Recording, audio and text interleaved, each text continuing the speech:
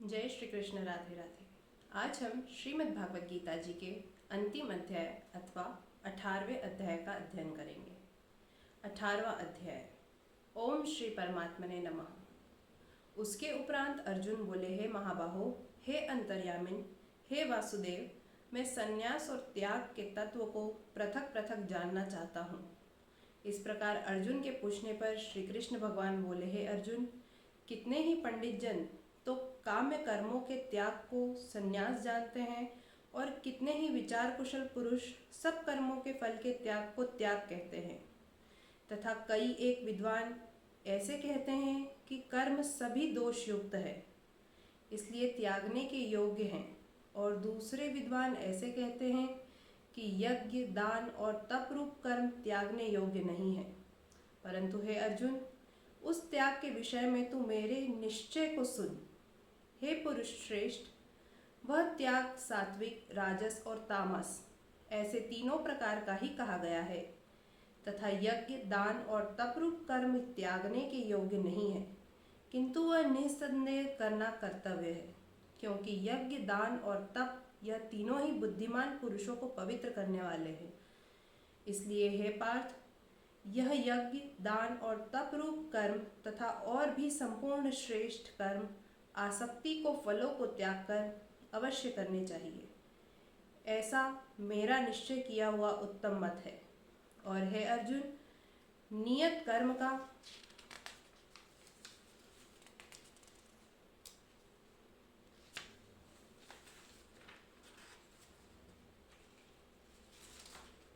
त्याग करना योग्य नहीं है, इसलिए मोह से उसका त्याग करना तामस त्याग कहा गया है।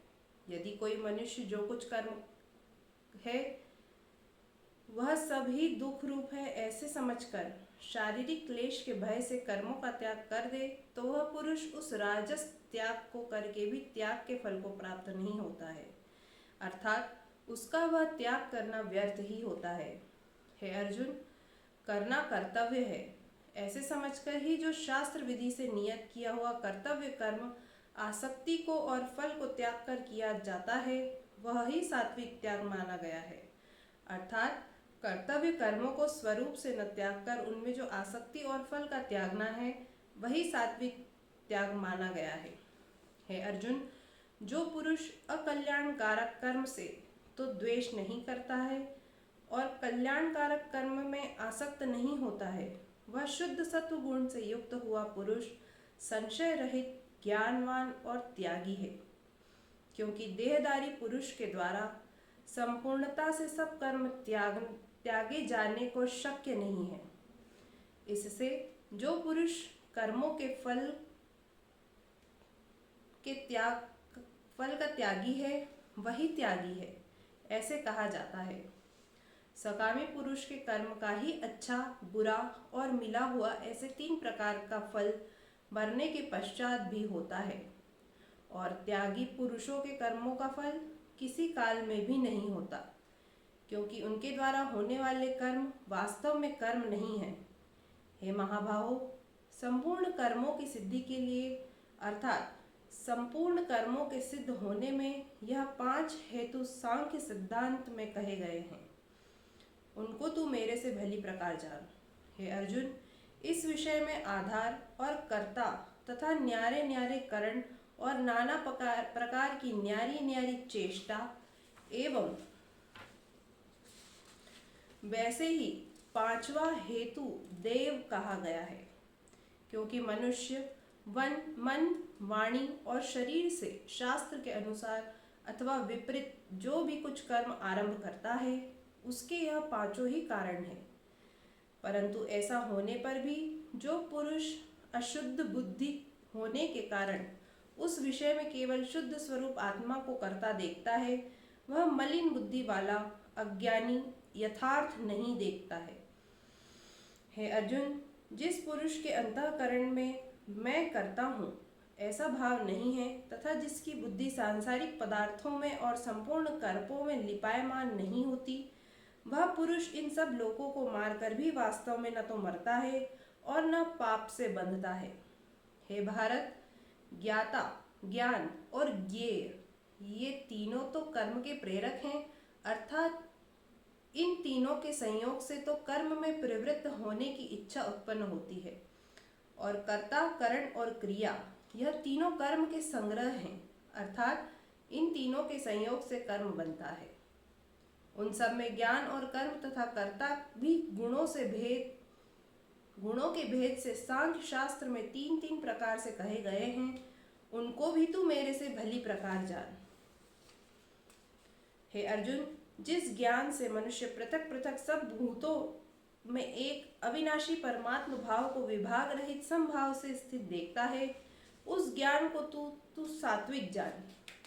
और जो ज्ञान अर्थात जिस ज्ञान के द्वारा मनुष्य संपूर्ण भूतों में भिन्न भिन्न प्रकार के अनेक भावों को न्यारा न्यारा करके जानता है, उस ज्ञान को तू राजस जान। और जो ज्ञान एक कार्य रूप शरीर में ही संपूर्णता के सदृश आसक्त है, अर्थात जिस विपरीत ज्ञान के द्वारा मनुष्य एक क्षणभंगुर नाशवान शरीर को ही आत्मा मानकर उसमें सर्वस्व की भांति आसक्त रहता है, तथा जो बिना युक्ति वाला तत्व अर्थ से रहित और तुच्छ है, वह ज्ञान तामस कहा गया है। हे अर्जुन, जो कर्म शास्त्र विधि से नियत किया हुआ और कर्तापन के अभिमान से रहित, फल को न चाहने वाले पुरुष द्वारा बिना राग द्वेष से किया हुआ है, वह कर्म सात्विक कहा गया है। और जो कर्म बहुत परिश्रम से युक्त है तथा फल को चाहने वाले और अहंकार युक्त पुरुष द्वारा किया जाता है, वह कर्म राजस कहा गया है। तथा जो कर्म परिणाम, हानि, हिंसा और सामर्थ्य को न विचार कर केवल अज्ञान से आरंभ किया जाता है, वह कर्म तामस कहा जाता है। हे अर्जुन, जो कर्ता आसक्ति से रहित और अहंकार के वचन न बोलने वाला, धैर्य और उत्साह से युक्त, कार्य के सिद्ध होने और न होने में हर्ष शोकादि विकारों से रहित है, वह कर्ता तो सात्विक कहा जाता है। जो आसक्ति से युक्त कर्मों के फल को चाहने वाला और लोभी है तथा दूसरों को कष्ट देने के स्वभाव वाला अशुद्धाचारी और हर्ष शोक से लिपायमान है, वह कर्ता राजस कहा गया है। जो विक्षेप युक्त चित्त वाला, शिक्षा से रहित, घमंडी, धूर्त और दूसरे की आजीविका का नाशक एवं शोक करने के स्वभाव वाला आलसी और दीर्घसूत्री है, वह कर्ता तामस कहा जाता है।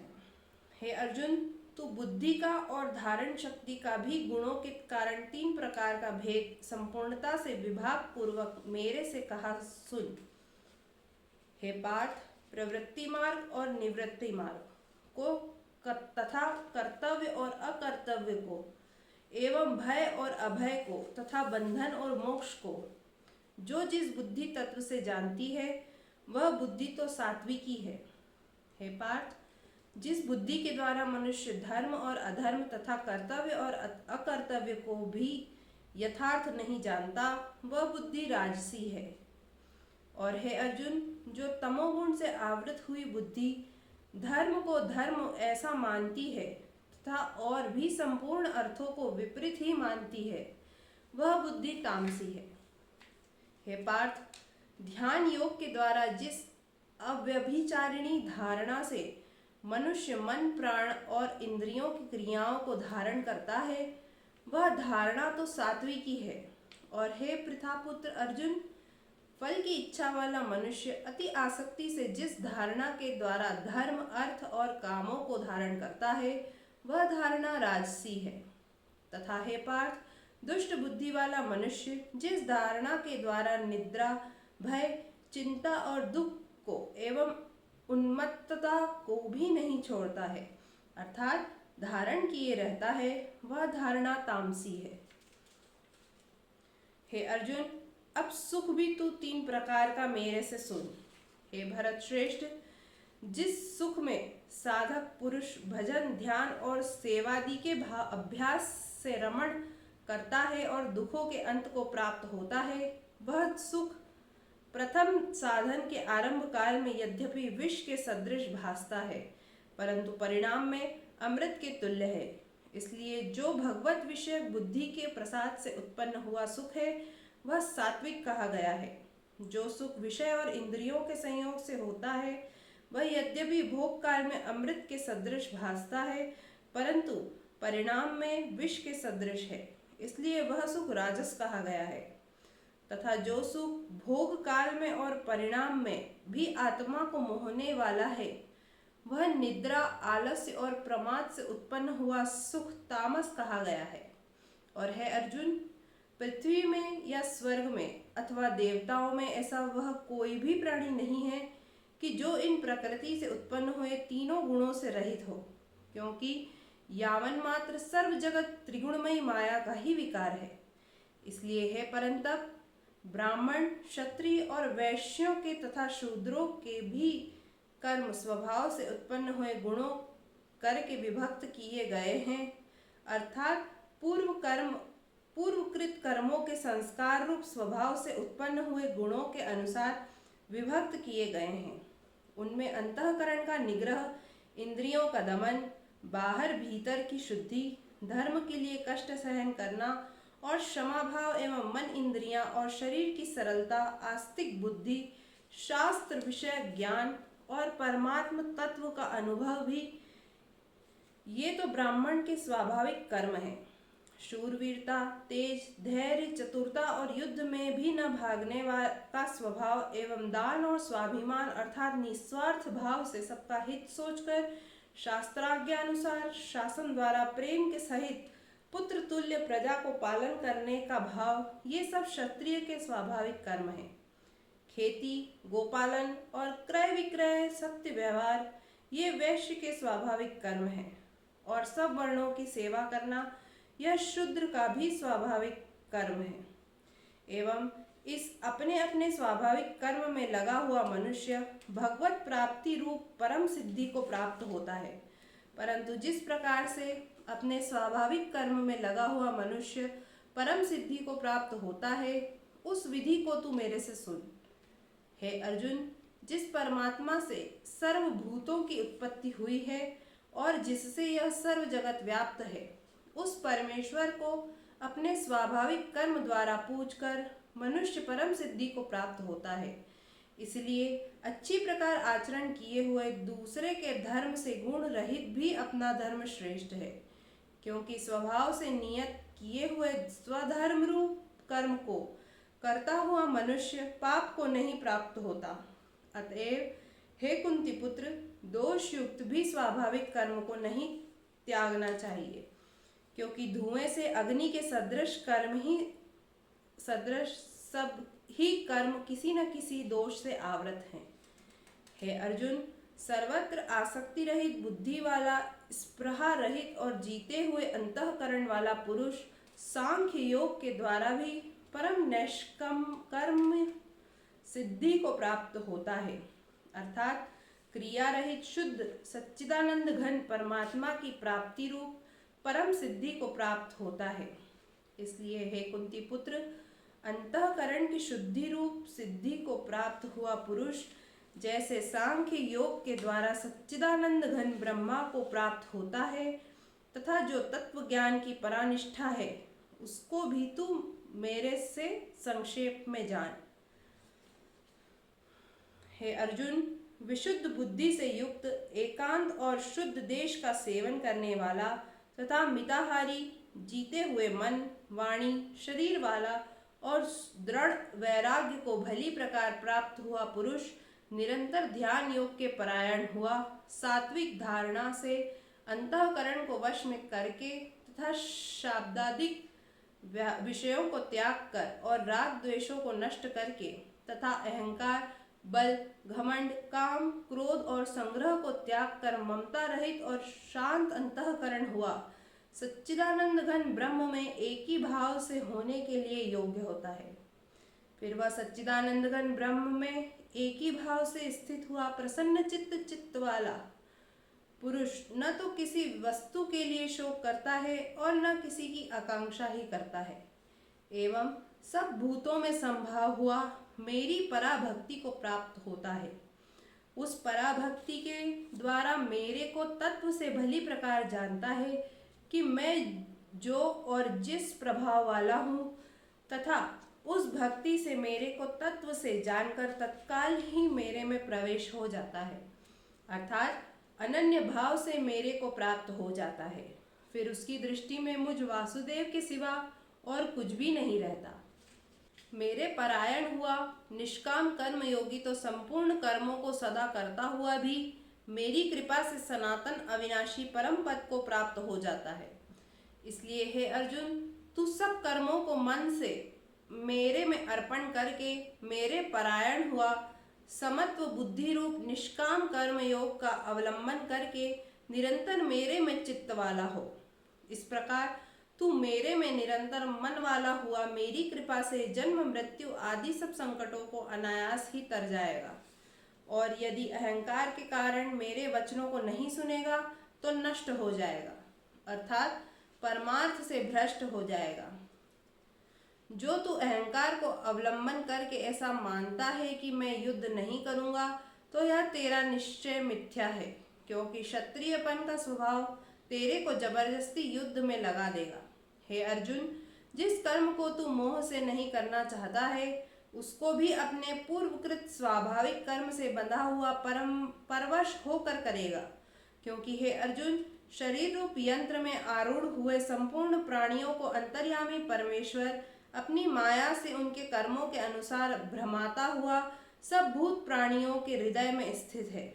इसलिए हे भारत, सब प्रकार से उस परमेश्वर की ही अनन्य शरण को प्राप्त हो। उस परमात्मा की कृपा से ही परम शांति को और सनातन परम धाम को प्राप्त होगा। इस प्रकार यह गोपनीय से भी अति गोपनीय ज्ञान मैंने तेरे लिए कहा है। इस रहस्य युक्त ज्ञान को संपूर्णता से अच्छी प्रकार विचार के फिर तू जैसे चाहता है वैसे ही कर, अर्थात जैसी तेरी इच्छा हो वैसे ही कर। इतना कहने पर भी अर्जुन का कोई उत्तर नहीं मिलने के कारण श्री कृष्ण भगवान फिर बोले कि हे अर्जुन, संपूर्ण गोपनीयों से भी अति गोपनीय मेरे परम रहस्य युक्त वचन को तू फिर भी सुन, क्योंकि तू मेरा अतिशय प्रिय है। इससे यह परम हितकारक वचन मैं तेरे लिए कहूँगा।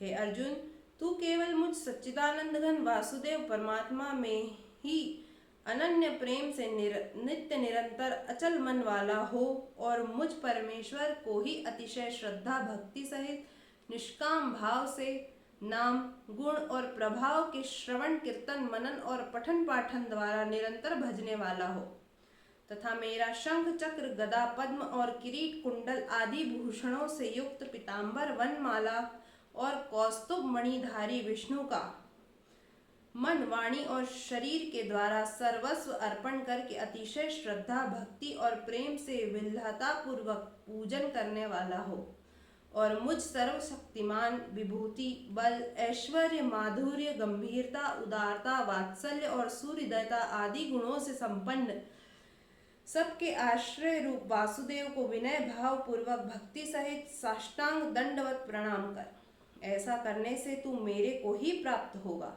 यह मैं तेरे लिए सत्य प्रतिज्ञा करता हूँ, क्योंकि तू मेरा अत्यंत प्रिय सखा है। इसलिए सर्व धर्मों को अर्थात संपूर्ण कर्मों के आश्रय को त्याग कर केवल एक मुझ सच्चिदानंद घन वासुदेव परमात्मा की ही अनन्य शरण को प्राप्त हो। मैं तेरे को संपूर्ण पापों से मुक्त कर दूंगा, तू शोक मत कर।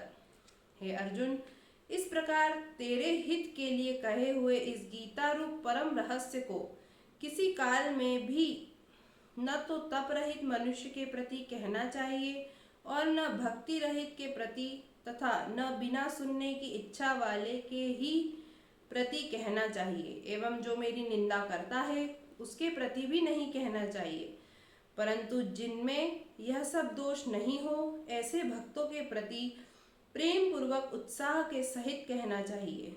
क्योंकि जो पुरुष मेरे में परम प्रेम करके इस परम रहस्य युक्त गीता शास्त्र को मेरे भक्तों में कहेगा, अर्थात निष्काम भाव से प्रेम पूर्वक मेरे भक्तों को पढ़ावेगा या अर्थ की व्याख्या द्वारा इसका प्रचार करेगा, वह निस्संदेह मेरे को ही प्राप्त होगा, और न तो उससे बढ़कर मेरा अतिशय प्रिय करने वाला मनुष्यों में कोई है और न उससे बढ़कर मेरा अत्यंत प्यारा पृथ्वी में दूसरा कोई होएगा। तथा हे अर्जुन, जो पुरुष इस धर्ममय हम दोनों के संवाद रूप गीता शास्त्र को पढ़ेगा अर्थात नित्य पाठ करेगा, उसके द्वारा मैं ज्ञान यज्ञ से पूजित होऊंगा, ऐसा मेरा मत है। जो पुरुष श्रद्धायुक्त और दोष दृष्टि से रहित हुआ इस गीता शास्त्र का श्रवण मात्र भी करेगा, वह भी पापों से मुक्त हुआ उत्तम कर्म करने वालों के श्रेष्ठ लोकों को प्राप्त होएगा। इस प्रकार गीता का महात्म्य कहकर भगवान श्री कृष्णचंद्र आनंद कंद ने अर्जुन से पूछा, हे पार्थ, क्या यह मेरा वचन मैंने एकाग्र चित्त से श्रवण किया है? और हे धनंजय, क्या तेरा अज्ञान से उत्पन्न हुआ मोह नष्ट हुआ? इस प्रकार भगवान के पूछने पर अर्जुन बोले, हे अच्युत, आपकी कृपा से मेरा मोह नष्ट हो गया है और मुझे स्मृति प्राप्त हुई है, इसलिए मैं संशय रहित हुआ स्थित हूँ और आपकी आज्ञा पालन करूँगा। इसके उपरांत संजय बोले, हे राजन, इस प्रकार मैंने श्री वासुदेव के और महात्मा अर्जुन के इस अद्भुत रहस्य युक्त और रोमांचकारक संवाद को सुना। कैसे कि श्री व्यास जी की कृपा से दिव्य दृष्टि द्वारा मैंने इस परम रहस्य युक्त गोपनीय योग को साक्षात कहते हुए एवं स्वयं योगेश्वर श्री कृष्ण भगवान से सुना है। इसलिए हे राजन, श्री कृष्ण भगवान और अर्जुन के इस रहस्य युक्त कल्याणकारक और अद्भुत संवाद को पुनः पुनः स्मरण करके मैं बारंबार हर्षित होता हूँ तथा हे राजन, श्री हरि के उस अति अद्भुत रूप को भी पुनः पुनः स्मरण करके मेरे चित्त में महान आश्चर्य होता है और मैं बारंबार हर्षित होता हूँ। हे राजन, विशेष क्या कहूँ, जहाँ योगेश्वर श्री कृष्ण भगवान है और जहाँ गांडीव धनुषधारी अर्जुन है, वहीं पर श्री विजय विभूति और अचल नीति है, ऐसा मेरा मत है। इति श्रीमद् भागवत गीता रूपी उपनिषद एवं ब्रह्म विद्या तथा योग शास्त्र विषयक श्री कृष्ण और अर्जुन के संवाद में मोक्ष संन्यास योग नामक 18वां अध्याय समाप्त होता है। यहाँ पर श्रीमद् भागवत गीता जी के पूरे अध्याय समाप्त होते हैं। अगली बार से हम श्रीमद् भागवत गीता जी के